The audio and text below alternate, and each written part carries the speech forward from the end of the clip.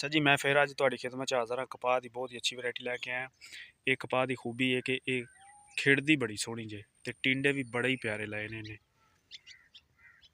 अस्सलाम वालेकुम जी। अच्छा जी, अज फिर मैं कपाह की बहुत ही प्यारी वैरायटी तुहाडे वास्ते लैके आया। उम्मीद है कि अज वाली वीडियो भी तुहानू बड़ी पसंद आएगी। वीडियो पूरी वेखनी है। अज वाली जिहड़ी वैरायटी लैके आए कमाल दी जे, यकीन करो बहुत ही अच्छी है। तो ਇਹਦੀ सब तो वड्डी खूबी है कि खिड़दी बड़ी प्यारी है तो टिंडे भी इन्हें बड़े सोहने लाए ने।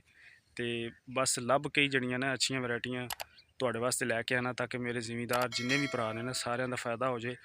क्योंकि साडे इलाके दे विच अपने भावलपुर एरिए च सब तो ज़्यादा कपाह की काश्त है ते जिहदे विच अच्छियाँ वैरायटियाँ बहुत घट ने ते जिहड़ियां नकम्मियां ने ना वो हर जगह ही मौजूद ने। लेकिन मेरा मकसद ये कि मैं अच्छियाँ वैरायटियाँ अपने जिमीदारों तक पहुँचावां ताकि उन्होंने फ़ायदा हो। उम्मीद है कि जिन्ने भी भरा मेरी वीडियो वेंदे ना उन्होंने बड़ा ही फ़ायदा होएगा। क्योंकि अच्छी चीज़ लैके तुहाडे वास्ते आना वा तो हर इलाके दे विच जिहड़ा ना कपाह की वैरायटी मौजूद हुंदी है। लेकिन आम जड़ियां ने वैरायटियां वो हर जगह ते ही हुंदियां ने ते जड़ियां अच्छियां ने ना वो थोड़ियां जियां कोशिश करके लभनियां पैंदियां ने। ते ए वेखो जी, एदी मैं तुहानू खूबी दस देना कि एक तो एदा जिहड़ा फल है ना वो छोटी छोटी इन्हें साइडां ते शाख मारनी हुंदी, फल लैना हुंदा। इस तरह ही ये कद भी करदा जांदा ते फल भी लैंदा जांदा। ए वेख किवें इन्हें फल लिया।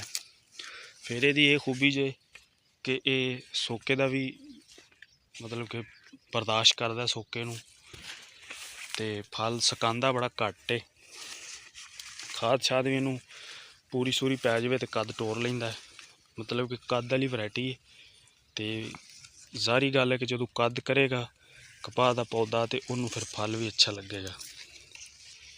है बिच होर आ गया कोई, ये भी माशाल्लाह अच्छा है, ये होर शाख है। लेकिन जी मैं तुहानू विखा रहा ना वो है जे देख लो छोटा छोटा इन्हें साइडा ते शाख मारी तो टिंडे लाए ने फुल जेड़े इन्हें सकाए ने ना वो पहला सोके की वजह तो कोई ज़्यादा पानी लगा मीह शी का इस वजह तो। लेकिन उस तो बाद इन्हें फल अच्छा लिया देख लो। तो स्प्रेयां इनू 4 कर दित्तियां ने मक्खी तेले दियां। हुण इनू सुंडी दी करनी है। सुंडी भी इनू एडी कोई नहीं लगती। ये भी एदी खूबी है। ठीक हो गया जी। ए वेख लो माशाल्लाह बड़ा कद है तो फल भी इन्हें बहुत अच्छा लिया। कद बड़ा है कि मेरे कद तो ज़्यादा उच्ची है वेख लो। तो हुण वैसे ही कपावां खिड़न लग गई ने। वेखो